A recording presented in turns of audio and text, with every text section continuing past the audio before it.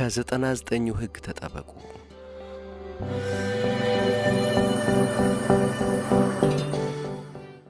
በህንድ አንድ ጥንታዊ ተረት አለ። ተረቱ ስለ አንድ የናጠጠ ሀብታም ነው የሚያወሳው። ሰውየው በጣም ሀብታም ከመሆኑ የተነሳ ለነገሥታት ጭምር የሚያበድር ነው። ሰውየው ግን ምንም ሁሉ በእጁ ሁሉ በደጁ አይነት ሰው ቢሆንም ደስታ የለሽና መከረኛ ብጤ ነበር። ሁሌ እንደተጨነቀ እንደተከፋ ነው። በአንጻሩ ደግሞ በየቀኑ እየመጣ ይህን መከረኛ ሀብታም እጁን፣ እግሩን፣ መላ ሰውነቱን የሚያሸው ማሳጅ የሚያደርገው አንድ ደስተኛ ወጣት ነበር። ወጣቱ ምንም የሌለው ድሃ ነው፣ ግን ሁሌ እንደተፍለቀለቀ ነው። መከረኛው ሀብታም ግራ ገባው። የማላውቀው ነገር ይኖር ይሆን እንዴ? እና ታዲያ ድሃ ሆኖ ምንድነው እንደሚያፍለቀልቀው? ይላል ሀብታሙ ሰው። ድሃው ወጣት የወር ክፍያው 1 ሩፒ ነበር። ሩፒ ማለት በዚያን ዘመን የወርቅ ገንዘብ ነው። እናም የአንድ የወርቅ ሳንቲም ክፍያው ለዚህ ወጣት ለ1 ወር ቀለቡ ይበቃዋል። ድሃ ነው፣ ግን ደስተኛ ነው። ለነገሩ ድሃ ነው ማለት እንኳ አስቸጋሪ ነው። ውስጡ ሐሴት ያለው ሰውማ ሀብታም እንጂ እንዴት ድሃ ሊባል ይችላል? ሲራመድ የመደነስ ያህል ነው።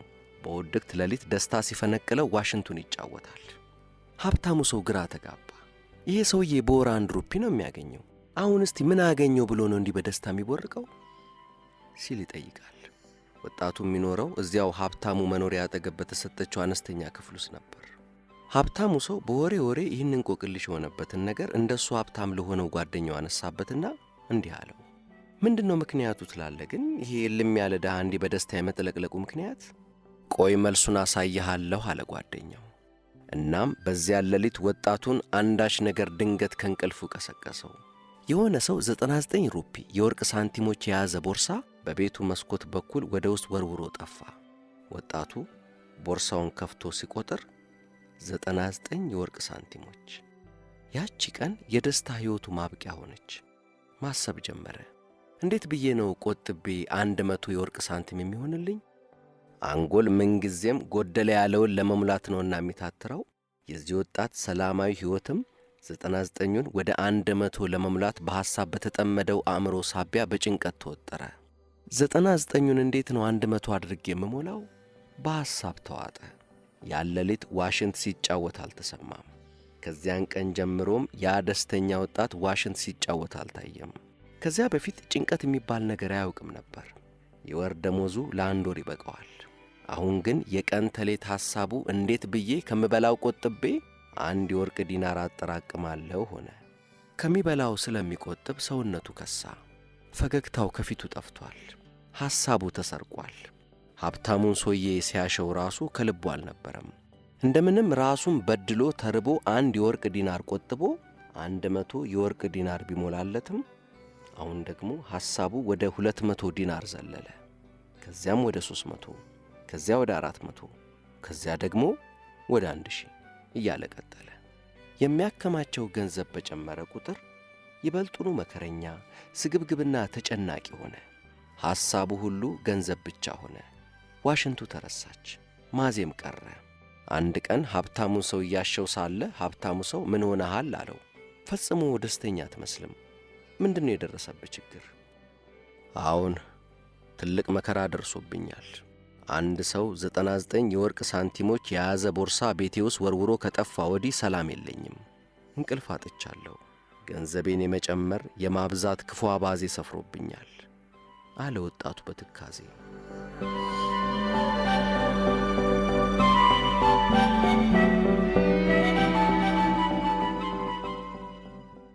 አይበቃኝም ማለት የጀመርክ ጊዜ ሕይወት መከራ መሆን ትጀምራለች።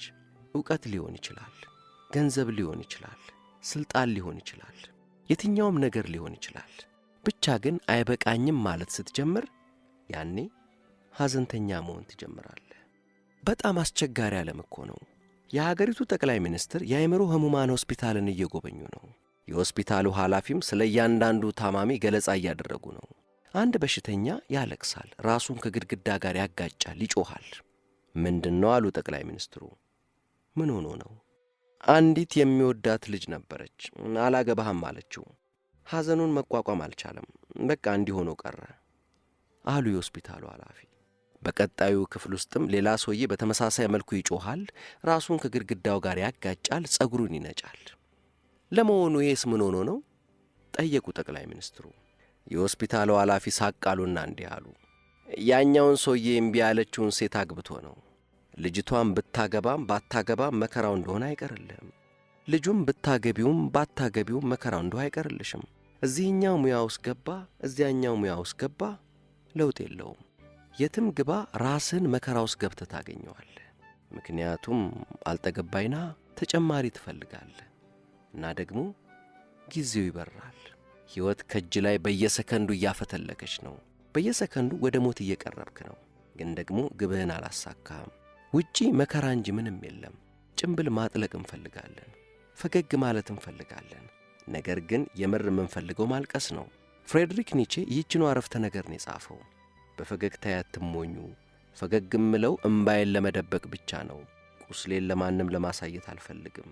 በጣም አሳፋሪ ነው ብሏል።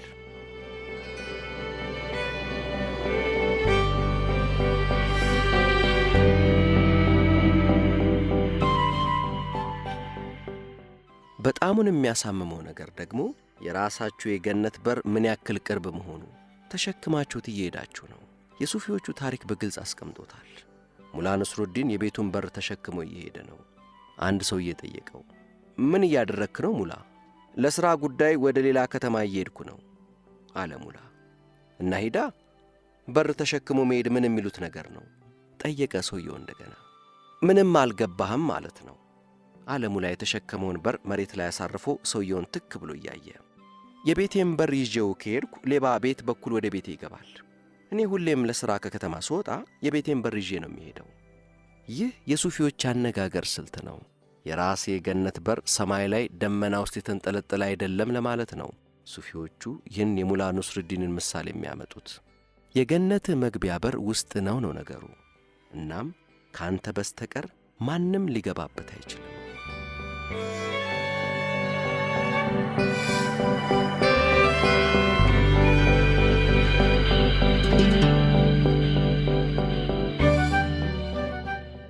የነፍስ ጥሪን ስለመከተል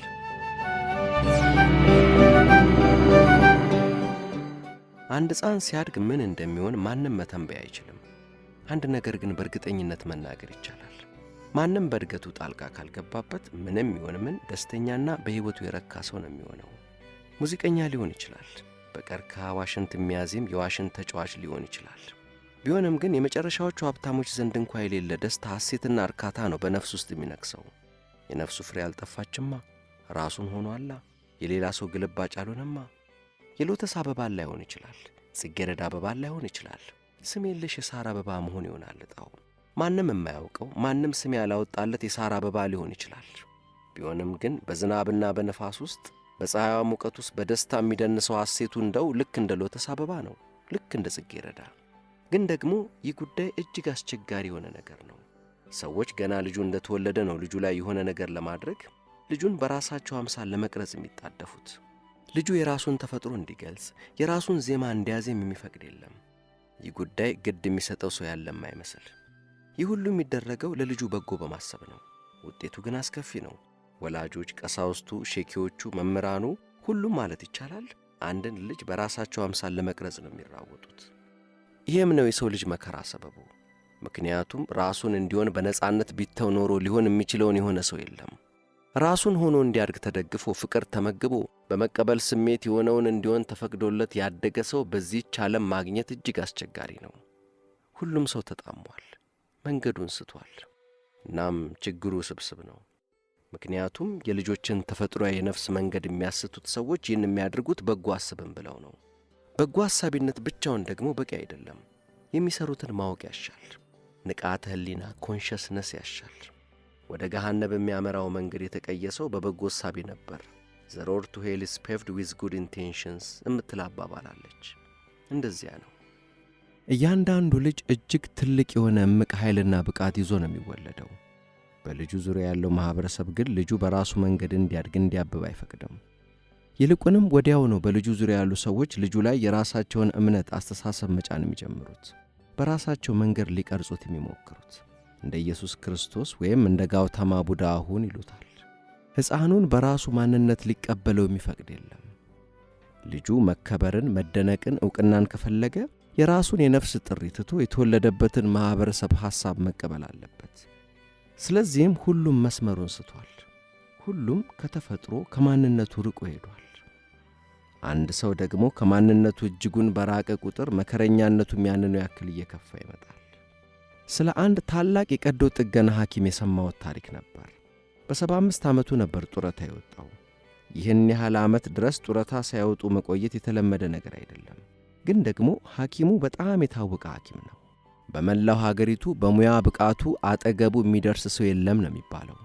በ75 ዓመቱም ምርጥ የቀዶ ሕክምና ሐኪም ነው። ለዚህም ነው ጡረታ መውጣት የሚገባው በ60 ዓመቱ ሆኖ ሳለ እንደምንም አባብለው እንዲቀጥል ያደረጉት። 75 ዓመት ሲሞላው ግን አሁንስ በቃኝ፣ ማረፍ ነው የምፈልገው፣ በጣም ደክሞኛል አለ። በጡረታ በተሰናበተበት ዕለት ጓደኞቹ የሽኝት ፕሮግራም አዘጋጁለት። ሁሉም ይጠጣ ይጨፍር ጀመር። እሱ ግን ጥግ ላይ ተክዞ ተቀምጧል። ከጓደኞቹ አንዱ ቀርቦ ምን ሆነሃል አለው። እኛ ለሽኝት አስደሳች ዝግጅት አዘጋጅተን በደስታ ስንጨፍር አንተ ምን ሆንኩ ብለህ ነው ጥግ ላይ ሆነ የምትተክዘው? ሰው የሞተበት ሰው እኮ ነው የምትመስለው። ምን ሆነሃል አለው። ቁስሌን የነካኸው አለ ሰውየው። ይህን ቁስል ለ60 ያክል ዓመታት ተሸክሜው ኖሬአለሁ። መቼም ቢሆን ሐኪም መሆን አልፈልግም ነበር። አባቴም እናቴም ሐኪሞች ናቸው። እናም ሁለቱም የቀዶ ሕክምና ሐኪም እንደሆን ይፈልጋሉ። እኔ እንኳ ሙዚቀኛ መሆን ነበር የምፈልገው። እነሱ ግን አይሆንም አሉ። ሊለቁኝ ነው፣ መግቢያ መውጫ አሳጡኝ። አብዳሃል እንዴ? ሙዚቀኛ ሆነ ምን ልትሆን? ቢበዛ ተራ የመንገድ ዳር ዘፋኝ ነው የምትሆነው። እኛን የምትሰማ ከሆነ ወደ ምርጥ የሕክምና ኮሌጅ እንልክሃለን። ምርጥ የቀዶ ሕክምና ሐኪም ይወጣል። ስምህ የሚጠራ የታወቀ የቀዶ ሕክምና ሐኪም ትሆናለህ። ስምህ በታሪክ የሚወሳ አሉኝ። እንደ ማንኛውም ልጅ እምቢ እምልበት አቅም አልነበረኝም። ሳልወድ በግድ የቀዶ ሕክምና ሐኪም ሆንኩ። እናም ትክክል ነበሩ። ዝናው የገነነ ስመጥር ሐኪም ሆንኩ። ግን ደስታ ተሰምቶኝ አያውቅም። ሐሴትን አላውቃትም። እንደ ማሽን እንደ ሮቦት ነበር የምሠራው። ምናልባትም ለዚያ ይሆናል ጎበዝ የቀዶ ሕክምና ሐኪም የሆንኩት እላለሁ። ሰብአዊነቴን ልቤን አጥቼዋለሁ። ልቤ የሞት ያህል ነው የሚሰማኝ። አሁን ሙዚቀኛ በሆን ኖሮ ምናልባትም ማንም ስሜን ላይሰማ ይችላል። ታዋቂ ላልሆን እችላለሁ። ግን ምንም ችግር የለውም። ነፍሴ ትረካ ነበር፣ እደሰት ነበር፣ ራሴን ሆን ነበር። ይህ በሁሉም ሰው ላይ የሚደርስ ነገር ነው ማለት ይቻላል። ከስንት አንዴ በአጋጣሚ ነው አንድ ልጅ ከዚህ አይነት አደጋ አምልጦ ተርፎ ማንም የነፍሱን አቅጣጫ ሳያስተው በራሱ መንገድ ለመሄድ የሚበቃው። ከስንት አንዴ።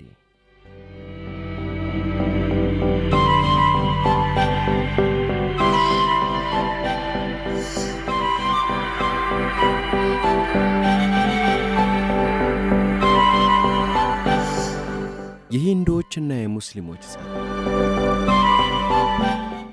ለ20 ዓመታት የኖርኩባት ከተማ ግማሽ በግማሽ በሙስሊሞችና በሂንዱዎች የተከፋፈለች ነበረች። ግማሽ ሕዝቧ ሙስሊም ነው፣ ግማሹ ደግሞ ሂንዱ። ሁለቱም ተመጣጣኝ ጉልበት ያላቸው ናቸው። እናም በየዓመቱ ዓመፅ ይነሳ ነበር። በማስተምርበት ዩኒቨርሲቲ ውስጥ የሚያስተምር አንድ የማውቀው ፕሮፌሰር ነበር። ይህ ሰው በሂንዱ ቤተ መቅደስ ላይ እሳት ይለኩሳል ብዬ አስቤም አልሜም አላውቅም ነበር። ጨዋ በጣም የተማረ ሰው እንደሆነ ነበር የማውቀው። በሂንዱዎችና በሙስሊሞች መካከል ጸቡ እንደተነሳ መንገድ ዳር ቆሜ እያየሁ ነበር። ሙስሊሞች የሂንዱ ቤተ መቅደስ ያቃጥላሉ፣ ሂንዱዎችም መስጊዱን ያነዳሉ። እናም ይሄ ፕሮፌሰር የሂንዱ ቤተ መቅደስ ሲያቃጥል አየሁት። ቤተ መቅደሱን ከሚያቃጥልበት ጎትቻ ወጣሁትና ፕሮፌሰር ፋሪድ ምንድን ነው የምታደርገው አልኩት። በጣም አፈረ። ይቅርታ አድርግልኝ፣ በቃ በሕዝቡ አጀብ ተውጬ ሁሉም ሲያደርግ እኔም ዝም ብዬ ገባሁበት። ሁሉም ሰው ሲያደርግ ሳይ ኃላፊነት እንዳለብኝ ረሳሁት። ኃላፊነቱ የሁላችንም ነው ብዬ ደመደምኩ። በሕይወቴ ለመጀመሪያ ጊዜ ከኃላፊነት ነፃ የመሆን ስሜት ተሰማኝ። ማንም ጥፋተኛ ነህ ሊለኝ አይችልም። ሙስሊሞች ናቸው ይህን እያደረጉ ያሉት። እኔ አንድ ሰው ነኝ፣ ምንም ኃላፊነት የለብኝም ብዬ ነው ያሰብኩት። ኃላፊነት እንዳለብኝ ጨርሶ ረስቸዋለሁ። በሌላ ጊዜ ደግሞ የአንድ ሙስሊም የሰዓት መሸጫ ሱቅ እየተዘረፈ ነበር። በጣም ውድ የሆኑ ሰዓቶች መሸጫ ሱቅ ነው። ሂንዱዎቹ የሱቁን ባለቤት ገድለውት ሱቁን እየዘረፉ ነበር። አንድ ማውቃቸው አረጋዊ የሂንዱ ቄስ ግን የሱቁ ደረጃ ላይ ቆመው ተዉ፣ ይሄ ነገር ከሃይማኖታችን፣ ከባህላችን፣ ከሥነ ምግባራችን ውጪ ነው እያሉ ይጮኻሉ። ከሱቁ ትይዩ ባለ ሕንፃ አንደኛ ፎቅ ላይ የመጽሐፍ መሸጫ ውስጥ ሆኜ የሚሆነውን ሁሉ እያየው ነበር። አስገራሚውን ነገር ላይ እኮ ነው። ሰው የሱቁን ዕቃ ሙልጭ አርጎ ዘርፎ ሱቅ ውስጥ የተረፈው አንድ እጅግ ግዙፍ ሰዓት ግራንድ ፋዘር ክሎክ የሚሉት ብቻ ነበር። ሰዓቱ በጣም ትልቅ ነው። ሁሉም ያገኘውን ይዞ መሄዱን ያዩት ሽማግሌው ካህን ታዲያ ይህን ትልቅ ሰዓት እንደምንም በጀርባቸው ተሸክመው ይዘው ሲወጡ ሳይ ዓይኔን ማመን አልቻልኩም። ሰዓቱ በጣም ትልቅ ነው። እንደምንም እየተንገታገቱን የተሸከሙት የማየውን ነገር ማመን አልቻልኩም። ሰዎችን ተዉ ሲሉ እንዳልነበር እነሆ አሁን የሱቁን የመጨረሻውን ዕቃ ዘርፈው እየወጡ ነው። ከመጽሐፍ ቤቱ ወርጄ ቄሱን አስቆምኳቸውና ይሄ የማየው እንግዳ ነገር ነው አልኳቸው። ይሄ ነገር ከሃይማኖታችን ውጪ ነው። ይህ የምታደርጉት ነገር ከባህላችን ከሥነ ምግባራችን ተጻራሪ ነው። ተዉ ብያለሁ እያሉ አልነበረም እንዴ? አሁን ግን ይኸው የሱቁን ትልቁን ሰዓት ይዘው እየሄዱ ነው አልኳቸው። ጮኩ፣ ምን ላድርግ? የሚሰማኝ ጠፋ አሉኝ ቄሱ። ኋላ ላይ አንድ ሐሳብ ብልጭ አለልኝ። ምን እያደረግኩ ነው? እኔ በከንቱ ስጮ፣ ሌላው ሁሉ ግን የቻለውን ይዞ እየሄደ ነው እንዴ? የአባቴ ቤት ሲዘረፍ አብረ ዝረፍ አይደለም እንዴ? በቃ እኔስ ምን በወጣኝ አልኳ። የቀረው ይሄ ሰዓት ብቻ ነው። አንዱ መጥቶ ይዞት ከሚሄድ እኔው ይዤው ልሂድ አልኳ። ግን ሃይማኖቶትስ፣ ባህል፣ ስነ ምግባርስ የት ገባ አልኳቸው። ፊታቸው በእፍረት ተውጦ እንዲህ አሉኝ። ማንም ስለ ሃይማኖት፣ ስለ ባህልና ስለ ስነ ምግባር ግድ ካልሰጠው እኔ ብቻ የምን ቤት ነኝ? እኔም ራሴ የሕዝቡ አካል አይደለሁም እንዴ? የቻልኩትን ያክል ተው ልል ሞከርኩ። ሁሉም የሃይማኖቱን ስነ ምግባር እውነተኛውን መንገድ ወዲያ ብሎ ሲዘርፍ እኔ ምን ቤት ነኝ እንደ ጅል ቆሜ የምቀር? ማንም ሊሰማኝ አልፈቀደም። ማንም ዞር ብሎ ያየኝ የለም። ሁሉም ሲዘርፍ እኔ ምን ላድርግ አሉኝ በተሸከሙት ግዙፍ ሰዓት ስር ቁና ቁና እየተነፈሱ።